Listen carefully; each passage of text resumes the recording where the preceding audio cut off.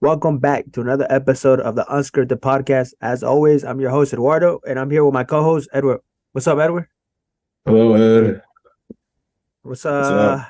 Not much, man. Just another exciting week in sports, especially in the NFL. We had some huge games, like crazy games, crazy endings. What are your takeaways from week 10 of the NFL? Obviously, we started out Thursday night with a horrible game with the Panthers Bears, which Thursday night, and then Sunday morning we started with another horrible game with the Colts and Patriots. With It's safe to say neither of us watched that game. yeah, and I mean maybe the Thursday night just a little bit because there's pretty much nothing else on Thursday night, but I definitely didn't watch that Colts Patriots game. But yeah, I mean, what are your takeaways from week 10? We had I don't have the accurate number, probably about like five or six crazy fourth quarter finishes. Something around that. Definitely around probably four, maybe, depending on it. But there were crazy finishes. Other than that, any other takeaways, any other takes that you saw Uh, from week 10? we don't have to get too deep into it, but I'm already just writing off the Giants. They stink. I mean, yeah, the Giants stink, but man, Their season's pretty much over at this point.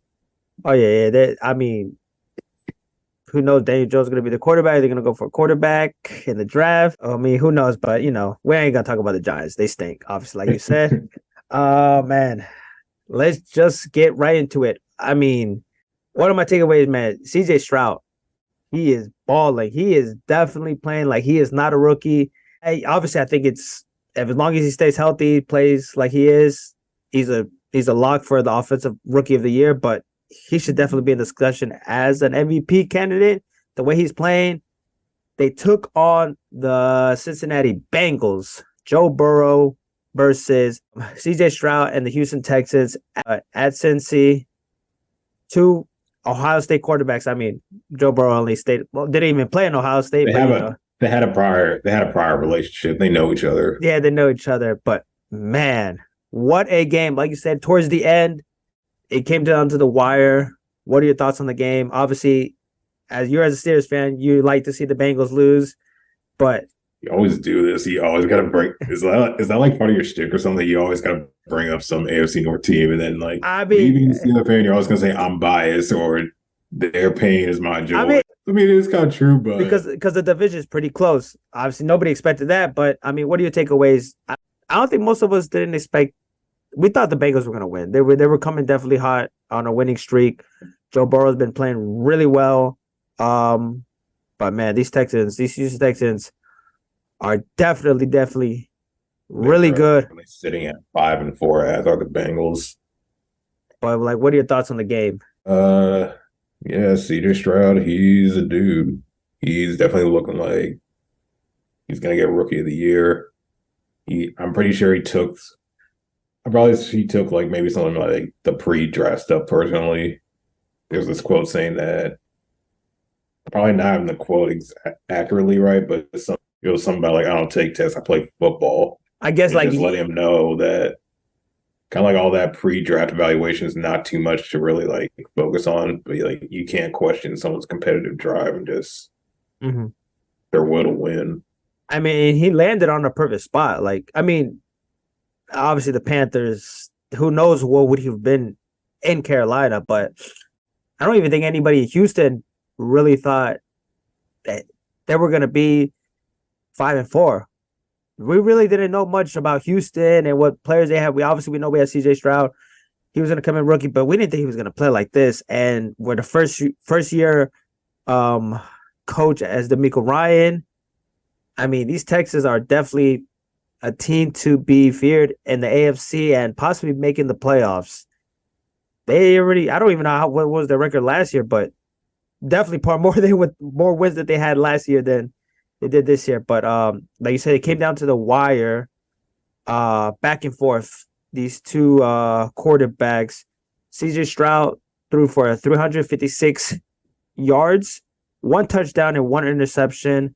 And Joe Burrow threw for 347, two touchdowns, two interceptions. I think two interceptions. One of them seriously kind of messed up. Shouldn't have thrown it. Mm-hmm. But man, we could have been talking the Bengals the Bengals could have won this game. If I'm not mistaken, again, definitely in the fourth quarter, under like 3 minutes or 4 minutes, something like that. Third and something, they Joe Burrow throws a pass to Tyler Boyd, and he does not catch it. And I think that's when they went for a field goal. So if that would have happened, I think they would have won the game. I think at that point it was like 27-24. Then they went for the field goal. They tied it up, and they still had enough time. It was like under like a minute 30, minute 40, and CJ Stroud just made plays after plays, and brought him down the field, and Miami doing this 38-yarder. But we see it Texans like, win. but it's like he's playing with so much confidence. You wouldn't even see that as a rookie. He did it like, I don't know, last game or another game, but he's been done it before. Just game-winning drives and leading them to victory. And he plays with so much confidence. And it's like I said, he's not even playing like a rookie. This team, like Tank Dell, they didn't even have Nico Collins. I think what is the other receiver? Noah Brown. He had 7 catches for 172 yards. Tank Dell had 6 catches for 56 and 1 touchdown. Dalton Schultz, 4 catches, 71 yards. And then big surprise was Devin Singletary, 30 carries. They definitely ran the ball. Against the Bengals. 30 carries for 150 yards, 1 touchdown. And CJ Stroud ran for 1 touchdown. But, these Houston Texans, they're really, really a tough team. And DeMeco Ryan is definitely up for Coach of the Year. What he has done with the Houston Texans, making those fans believe in them. Yeah, it's just really the Texans can play now. They're kind of like they're really putting their division on notice because now they have to go against the Colts, the Jaguars, the Titans. And everybody kind of I think they thought it was the Jaguars division, but definitely, even me, I would have said the Jaguars would have won definitely what they did last year, and ending off what they did again. Not the AFC Championship, was it? It was the wild card, right? No. I forgot which one it was. They played the Chiefs and they lost against the Chiefs, and they played really well. Oh, my bad. I thought you were talking about the game against the Chargers. No. We're not talking about that. No. But I'm saying they played against the Chiefs, and it was a really close game. Mm-hmm. And so they definitely ended off pretty strong in the season. So we expected them. The Colts, obviously, they drafted Anthony Richardson. He got hurt. Mm-hmm. And some others still in the race too, but nobody expected the Houston Texans. Not even you. Like I said, not even anybody in Texans. And Houston did. But this is a huge loss for the Bengals. The division is really, really tough. What is it? Ravens are 7-3. They lost against the Browns. We'll get into that game later. The Steelers are also, what are they, 6-3 now? Yes, 6-3. Yes, I've seen the stat. Like, we keep getting outscored, but somehow they do not look like it's unexplainable, but it's like they still managed to have a winning record. All right, so now let's get into the Steelers-Packers game. There was a lot of battle of really great quarterbacks, and this game wasn't one of them. The stats don't lie. Kenny Pickett completed 14 passes for 23, 14 for 23 for 126, but they ran the football. And this is what I've been saying by each week. I think I've said it in other podcasts. The Steelers had to run the football. They haven't ran the football really well, and they had to find that identity. I guess what Steelers fans know is running the ball, running the football. Great defense and running football. And that's what they did against the Packers with Najee finding himself again. This is a second game straight with a touchdown. Yeah, finally we have like 2 back-to-back games where we finally get an opening drive that results in a touchdown. Now, was Matt Canada on the field? Yes, he was, Eddie. What is he, 2-0 while he's on the field? If you want to give any attention to that, I guess that's probably... He's 2-0 while he's on the field calling plays. But Jalen Ward, 15 carries, 101 yards, and 1 touchdown. Mm-hmm. So that offensive line is definitely helping them out. I saw when the Najee touchdown, Broderick Jones, he left a huge gap, just walked in. Najee walked in. And I think that's what the Steelers need to do, just keep running the football. It's working for them right now, but in the passing game, it just, like, what's going on? I just want to hear your thoughts as a Steelers fan. Like it's not so much the passing game I'm concerned about. I would say, yeah, it's just like kind of hard to like set things up because now Deontay's back from the lineup after missing some time from the last 3 games, and I know they're kind of like scheming George Pickens because they know like what he can bring, and he's just that type of an alien. Been pretty. I know, kind of like became a thing like leading up to the game, kind of like him expressing his frustrations on his social media, and then he kind of did the poll post and delete thing, and I'm sure maybe that didn't sit too well with Coach T, but I'm sure they had a conversation in house, and it'll probably be on. I'm sure George is gonna All right. be on his best So behavior. so for those who didn't see the post, what did it say? Like what was it that he took? I think he posted like a meme, and then like he captioned it saying like "free me," but I feel like he was just like, airing out his frustrations, and then he posted delete. And I think he posted like he posted like kind of like a follow up with like a laughing page, a laughing emoji saying something about like you guys give so much attention to basically unnecessary stuff. I'm just paraphrasing, but I think that's kind of the message he was trying to like say to kind of like control his narrative and get the some of the heat off of him. But like you said, I think ever since like what Deontay Johnson came back, he hasn't been really targeted much. Last game, how many passes did he catch? Like one pass, two passes last game. Well, he This didn't get the game, ball. This game, he only had 3 catches for 45 yards, but he wasn't getting anything early on. Deontay Johnson, after like a really good game last game, he only had 1 catch for 17 yards. So the most that any receiver got from the series was only 3 catches, and that was George Pickens for 45 yards. But I mean, like Kenny Pickett only did it for 126, so it's just like the play calling. Like, what is it? Like right now, like what's working right now? It's running the football and their defense stopping plays. Obviously, they were playing Jordan Love. The Packers haven't been really playing well. yeah, I can admit the post Aaron Rodgers Packers, they're not a good football team. They're pretty boring. And like I said, this game wasn't that exciting. Obviously, you're a Steelers fan, so you're gonna watch it. A lot of Steelers fans are gonna watch it because that's their team. But it wasn't like an exciting game. I'm gonna like pause you right there. Uh-huh. I would say it was an exciting game. I expected the Steelers to win, given that I know Oh, the for sure. Packers. Yeah, I I think know the Packers just they're not good at this moment in time. but he did. But Jordan Love did make some throws. He made some good throws. Kenny too. But I think moving forward, I think the Steelers really have to improve. They got the Browns next, and with that defense, some they have to make something up. Like you said, they've been winning somehow. They already beat the Browns, right? Yes, back in week 2. Okay, week 2. So that was early on before Deshaun. He wasn't really been playing well.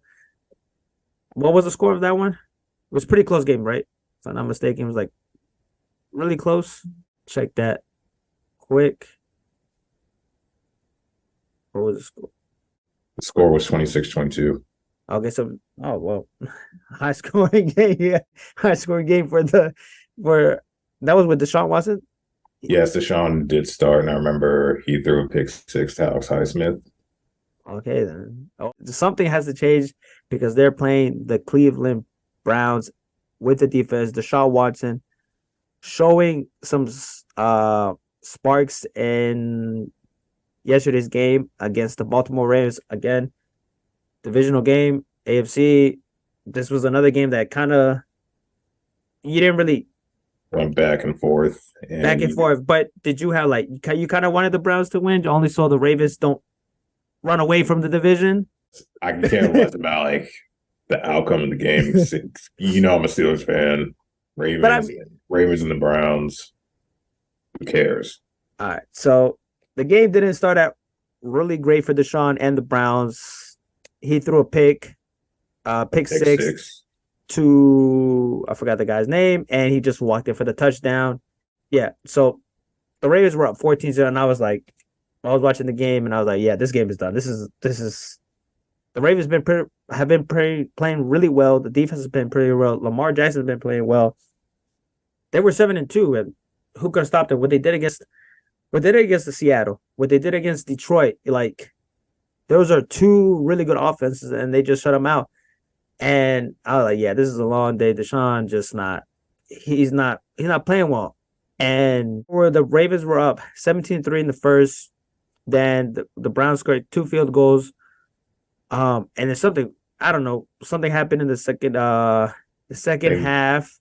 the Browns kind of built back more momentum after Lamar Jackson threw 2 costly interceptions, and the Browns kind of built off of that and found Uh, a way to come back. but Deshaun has been showing like glimpses of the old Deshaun, and like last game he did that, and this game, I think he hurt his ankle, so I'm surprised he got up and started playing. But they've been playing really well, and he's been looking like himself. He scrambled, ran. He was in the beginning didn't look good. I think at one point I saw like was watching the game, saw the stat. He was like 1 for 9, but he ended the game for 20 and 34 for threw for 213 yards, 1 touchdown, and then obviously the one interception that he threw was the pick six. But the Cleveland Browns, they're just gonna run the ball with Jermaine Ford. He ran for 170 yards. And then Kareem Hunt, he came back. He was already there in the Browns. He came back, and he's been a key part of that offense. Obviously, with Nick Chubb out of the season, he had 10 carries for 32 yards, and he ran the football. But I mean, these Ravens just, I don't know. They just did. They lost the game. They had it. They had the game. They're still leading the division at this point in time at 7-3. They're 73 right now, and they have a tough matchup against the Bengals, which both of them they're coming off a loss, a quick turnaround. They got Thursday night at Baltimore, and these two teams are going to want to win. They're both coming off a loss. And then them knowing that on Sunday the Steelers or the Browns, one of them could win and they can move up. So it's a tough division, but like nobody knew that it was going to be like this. Everybody kind of like, okay, the Bengals for sure because of what they've done over the years. Then maybe the Ravens. Nobody really think about the Ravens. Then people maybe the Browns because their defense is really good. But everybody expecting like Deshaun to be like back to his own self. No, obviously nobody expected the Steelers to be like this record. Like the record doesn't show how the Steelers are playing, but they're 6-3 somehow. Mike Tomlin's always going to be under over 500 team. So who knows? I know I said it before, but AFC North ball. This is what makes this division kind of stand out against the rest. It's just hard-nosed ball. It's going to be a tough 60 minutes for each team involved. Mm-hmm. But what do you think are the key? I mean, for the Steelers, the key factors basically the defense really has to show up. The defense really has to shut down, get to Deshaun, show him pressure, get to him. But are they going to run the football against the Browns? Like Kenny Pickett's going to have to get rid of the football quick. Myles Garrett I know you're probably thinking of Myles Garrett's just gonna be wreak havoc across the whole line of scrimmage. I And I mean, know that's definitely do you not see what he did against the Ravens? I mean, like what he's been doing all season. I think he has already had like 10 sacks or over 10 sacks. I mean, dude is a freak. I'm definitely sure the game plan will be to look for Myles Garrett everywhere on the line, but maybe double team him.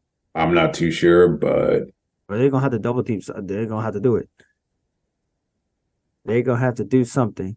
but even as a Steelers fan, I don't know what I'm gonna get. Even just predicting the game, even just watching it, because yes, we keep getting outscored. Yes, we still have a winning record.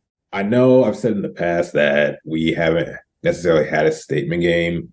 Maybe this Packers game, just with what I've seen, I'm not going to say it's the best game of the season, but like you said, with the running game, now, just as a Steeler fan, me watching, I can not honestly say, but maybe now the Steelers are kind of like just having like some form of identity now that the offense is clicking. And I still believe we still have Deontay Johnson, George Pickens.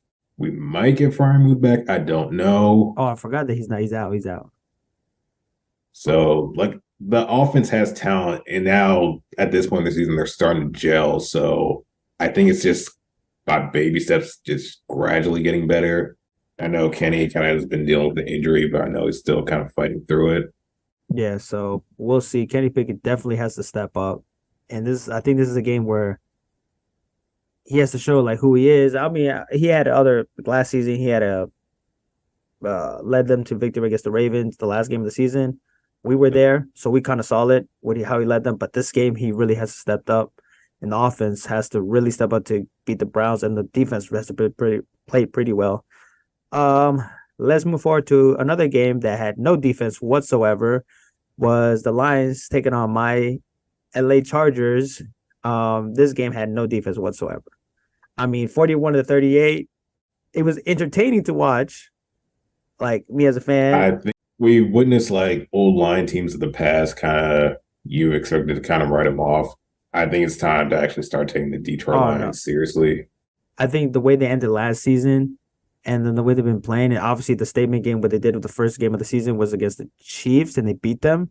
Hmm. I mean, these are not the same old Lions. These are the brand new Lions, and these are, like you said, a team to take very seriously in the NFC. They're 7-2. Obviously, To Detroit Lions with Motor City Dan Campbell. what he's done to that team and that culture, it's a whole new different line. I mean, obviously they lost. The Ravens destroyed them. No offense whatsoever. What the Lions did, and then I guess what the Cowboys too beat them. I think so, yeah. I think so. Okay, so they played really good teams. They lost against pretty good teams, but man, I mean this game was back and forth. Justin Herbert played a really good game, so I don't know what else more he can do. I mean, I see people there like, oh well, we need to see more from Justin Herbert. Justin Herbert than this. He threw for 323 yards, 4 touchdowns. He obviously had one interception. He's dealing with his finger injury that he's probably be back soon. He doesn't have Mike Williams, and then the Austin Eckler and Keenan Allen basically have the team on their back. It's just the defense hasn't really stepped up. That's the thing, and like I said, kind of said in the last one of the last episode that Brandon Staley's a defensive. It's a defensive mind coach. That's why he was hired, and so you're the head coach, and you have a defensive mind. What do you think the defensive should be better? I mean, Detroit, they converted 4 out of the 5 fourth downs, and And then the biggest one was the key like Dan Campbell had some big ones to go for that 4-2 in order for them to win. When they got it, I was like, yeah, this game's pretty much done because the Chargers only had one timeout. They were just gonna, run the clock, and it was pretty much over. Like just how the Lions would probably lose the game. That's kind of how the Chargers are. I know you were thinking that 2 game winning streak, you thought, and you guys were playing at home, you thought you guys had this one in the bag. No, I mean, I knew we were playing a really good Lions team, but I didn't think. I mean, I still had a little bit of faith the way they've been playing, and like I said, we were losing. So in the beginning, I was like, yeah, this game is like done. Like Detroit's playing well. Jared Goff's just been balling. He had 333 yards passing, 2 touchdowns. David Montgomery and Jamar Gibbs are just monsters. And then Amon St. Brown, 156 yards, 1 touchdown. Their offense is explosive. They just can't play defense. Sometimes their defense plays well, some occasionally, but the Chargers defense is just horrible. Derwin James always gets penalties like every single game, especially in key moments. I mean, I don't know what to expect. Like I said last, I don't really expect them to make the playoffs. I think at this point we're kind of ruining Justin Herbert's talents, and like Brandon Stanley has to go. Like it is what it is. Like Justin Herbert, what more can he do? He can't play defense. He can't catch the ball. Like Kenny Allen had 175 yards and 2 touchdowns. Nobody was stopping him. And I don't think a lot of people see like Keenan Allen as like a top 10 receiver, but I mean he's consistent. His status might be up in the air this upcoming week because he was still finished out the game, but he's been dealing with a shoulder injury, right? But yeah. But we got Jalen Guyton back. He had 4 catch, 41 yards, and 1 touchdown. And then Quentin Johnston, finally, our first round draft pick, finally has like stepped up and scored a touchdown. But we definitely need Keenan in this game. So hopefully he's able to play on Sunday. I believe we're playing the Packers, so it's okay. I mean, it'll be nice to have him there, but we're playing against Packers, so hopefully we don't lose. But with the Chargers, you never know, man. I mean, it sucks. We're 4-5 in a division where the Raiders won. The Broncos, I think right now, well, they're playing right now against the Bills, so we don't know. And then the Chiefs are just the Chiefs, and then the AFC is it's pretty close. Pretty much everybody in the AFC North can make the playoffs, so we're gonna have to win some games pretty quick. I kind of alluded to it last episode, but now we're at the point in the season where every game's going to count in Oh every no, yeah, game. Like now, football's here, and once we get in December, it's going to be about playoff seeding, and then any team can get hot, and it's really getting scary at this point. yeah. Like these divisional games are important, and if you're facing a team that are you're going against in like in a playoffs like seeding, you have to win these games. So we'll see how it goes. Week 11, we have some big games. So we'll see how it is. Any last words before we end off this episode? No, Nah, I say man. NBA. We really haven't discussed it into NBA. we'll get into Uh, that soon. soon. I mean, just know the Wizards suck. Washington Wizards, our team, they're garbage. Jordan Poole is, yeah, he's shit. Just don't bet on him, please. Just anybody who ever listens, just don't bet on Jordan Poole.